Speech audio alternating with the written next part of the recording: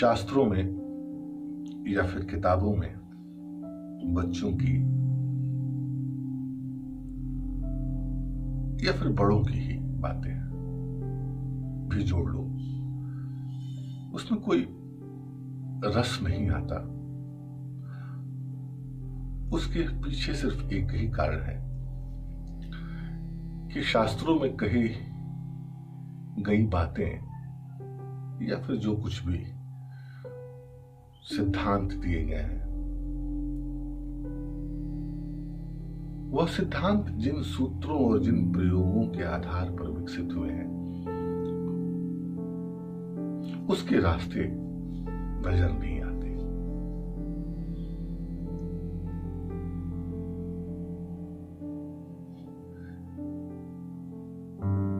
केवल मनुष्य ही एक ऐसा प्राणी है जो पैदा होते ही चलता नहीं है। थोड़ी देर 9 महीने 10 महीने लग जाते हैं उसको चलने में। बाकी अगर आप इस प्रकृति के समस्त प्राणियों को देखें तो आपको समझ में आ जाएगा कि वो पैदा होने के थोड़े अंतराल के बाद ही अपना चलना फिरना शुरू कर देते हैं। मतलब मनुष्यों की तरह वो नहीं कि इतने अंतराल के बाद चलना शुरू करें, पर ठीक उसी के उल्टे मनुष्य ही एक ऐसा प्राणी है जो पैदा होते ही विचार की प्रक्रिया में लग जाता है। शायद इसीलिए वह चलना देर से सीख पाता है। तो शास्त्र पांव से चलने से नहीं पाया जा सकता। शास्त्र के अर्थ, सिद्धांतों के जो प्रयोग हैं, वह चलने मात्र से नहीं, पांव से के चलने मात्र से नहीं प्राप्त होंगे। उसके लिए कुछ मस्तिष्क, कुछ विचार की प्रक्रिया को अपनाना पड़ेगा। पर मुश्किल यह है कि जिन सिद्धांतों को हम समझने के लिए, जिन शास्त्र वचनों को हम जानने के लिए प्रयासरत होते हैं, वह चले बिना हमें प्राप्त नहीं होते।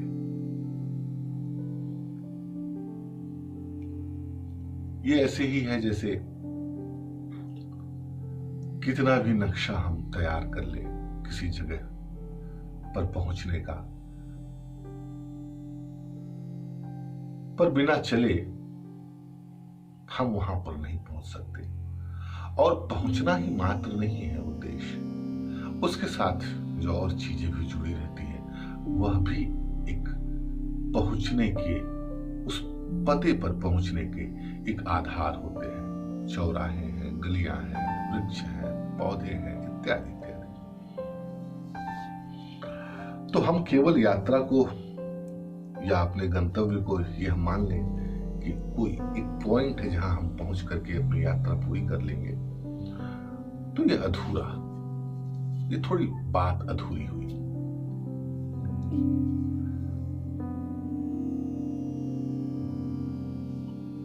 मैं जब बहुत छोटा था तो मुझे ऐसे ही एक हमारे मोहल्ले में भैया थे, उनसे कह दिया गया था कि ये बड़ा बदमाश है, इसको कुछ सिखाया पढ़ाया करो। तो मुझे साइंस पढ़ाने आते थे, उसमें मैथमेटिक्स भी था, थोड़ा बहुत इंग्लिश ग्रामर थे, थोड़ा संस्कृत, कुल मिला जुला करके एक पैकेज में वो पढ़ाते थे। तो मैं उनसे कहा करता था कि ऐसे ही पानी की बात आई तो मैं उनसे कहता था कि सर, जिस चीज का कोई कलर नहीं होता वो चीज कैसे दिखाई पड़ती है? तो कहते थे इसका तुम्हारा आशय क्या है, तुम कहना क्या चाहते हो? तो वो कहते थे कि वो कवि, कहीं मैंने, मुझे याद नहीं है वो पद, कि कवि कहते हैं कि पानी का कोई कलर नहीं होता। तो मैं कहता हूं कि जिसका कोई कलर नहीं है वह तो असंभव है उसको देखना। तो कहते थे कि पानी का कलर नहीं है पारदर्शिता ही, वो उसका पारदर्शी होना ही ये सबूत है कि वह उसका कोई कलर नहीं। अगर कलर होता तो वो पारदर्शी नहीं होता और आगे पीछे चीजें दिखती नहीं। तो मैं उनसे दूसरी बात कहता था, मैं कहता था पारदर्शिता भी एक कलर है। अपने छोटे बच्चों की भाषा में कहता था कि ये जो आप शब्द बोल रहे हैं, थोड़ा बहुत स्मृति है मुझे, पूरी स्मृति तो नहीं है, ये जो पारदर्शिता है वह भी एक कलर ही है।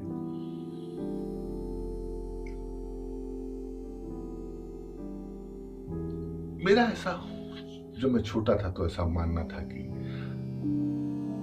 पानी के बीच से जो चीजें दिखती हैं, जैसे आप किसी पात्र में जल को रख दें और नीचे कोई सिक्का डाल दें, तो यह तो तय है कि सिक्का आपको एज इट इज नहीं दिख रहा है, एक लेयर तो उसके ऊपर है ही, भले ही वो पारदर्शी हो। तो पारदर्शिता का कुछ अंश तो सिक्के में जा ही रहा है, पानी का कुछ अंश। तो सिक्का एज इट इज जो हमें दिख रहा है वो एज इट इज है नहीं, उस पर पानी का कलर, पानी की पारदर्शिता चढ़ी हुई है।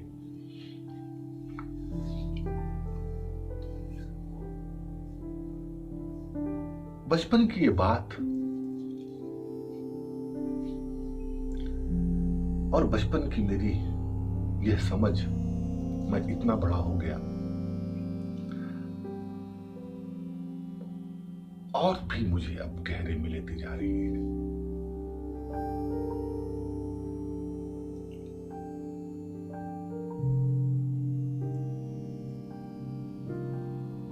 इन अर्थों में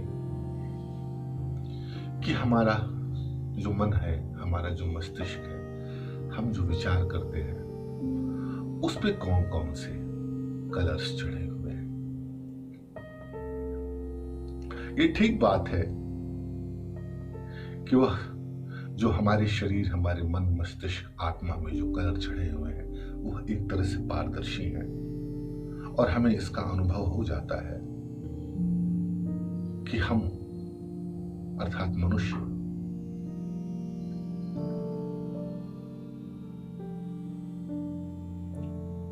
तमाम कलर्स, पारदर्शी कलर्स के होने के बावजूद कुछ उसके अंदर दूसरी बात है जिसको उसे जानना चाहिए, समझना चाहिए।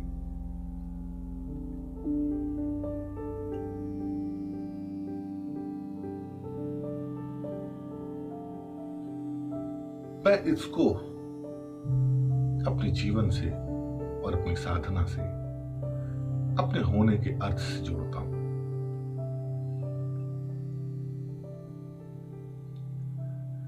हम यहां पैदा हुए, इस देश में पैदा हुए,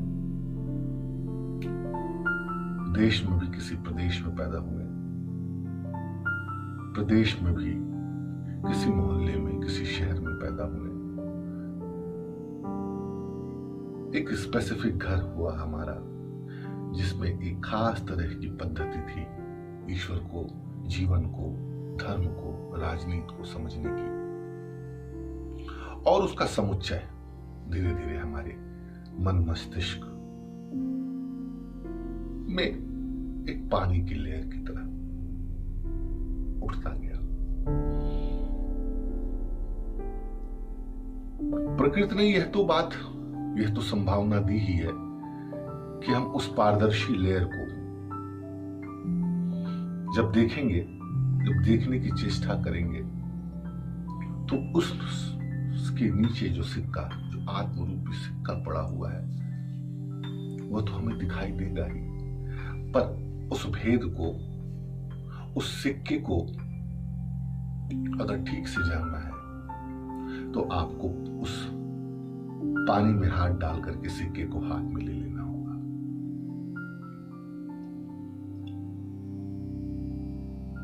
यह सिक्के को हाथ में ले लेना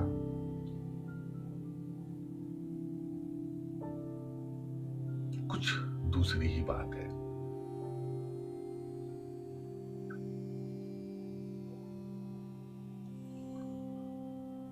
पंडितों के बीच कहा जाता है कि शास्त्र उनको ऐसा ज्ञात है जैसे आपके हाथ में हस्तामलक।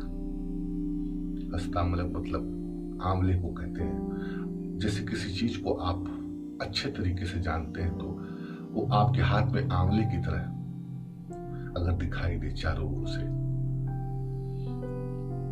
तो कुछ आप शास्त्र के जानकार हुए। मैं दूसरी बात कहता हूं, आप हाथों में ले भी लें तो देखने मात्र से आप आंवले को या शास्त्र को नहीं समझ पाएंगे। छोटे बच्चों को आपने देखा होगा, कोई भी चीज वो अपने हाथ में लेते हैं तुरंत मुंह में डाल देते हैं। यह मुंह में डालना कुछ और नहीं है। मुंह में डालने का तात्पर्य सिर्फ इतना है कि किसी भी पदार्थ को केवल दृष्टि से नहीं देखा जा सकता, उसके लिए स्वाद को भी डेवलप करना होगा। आंवले को आप सुन भी सकते हैं, केवल उसके स्पर्श को ही नहीं महसूस कर सकते।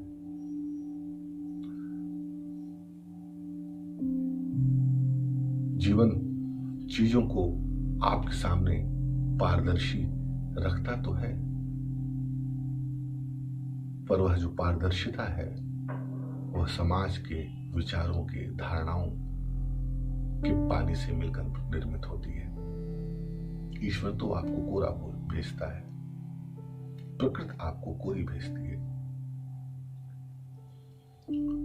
इसके लिए हम किन धारणाओं को छोड़ सकते हैं, यह चयन बड़ा महत्वपूर्ण होगा। अगर हम कॉपी पेंसिल लेकर के बैठे और शुरुआत करें कि हम किन किन चीजों को,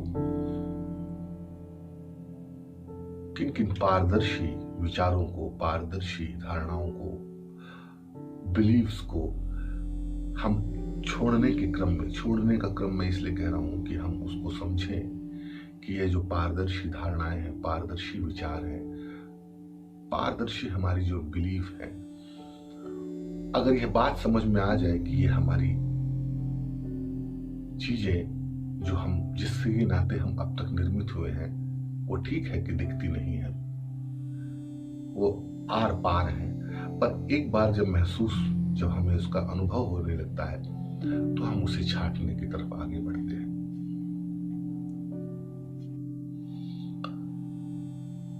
छाटने के इस क्रम में